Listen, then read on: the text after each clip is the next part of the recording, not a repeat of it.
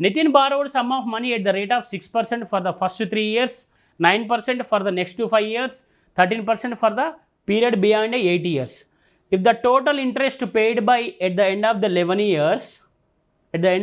years is 8160, the money borrowed by him was, చూడండి first 3 ఇయర్స్కి ఎంత 6%, నెక్స్ట్ 5 ఇయర్స్కి ఎంత 9%. ఓకే, సో నెక్స్ట్ 5 ఇయర్స్కి ఎంత 9%. పీరియడ్ బియాండ్ 8 ఇయర్స్ అన్నాడు.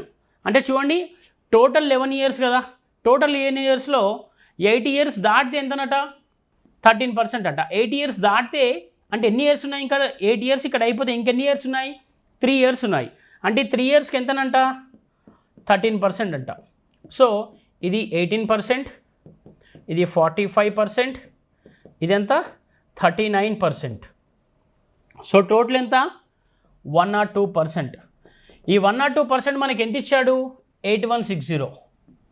102% ఈజ్ 8160. దెన్ వాట్ ఈజ్ 100% అంటున్నాడు. అప్పుడు ఎంత అవుతుంది 8000 అవుతుంది.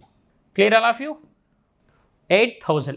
What is answer 8000. ఇది ప్రీవియస్ ఇయర్ క్వశ్చన్.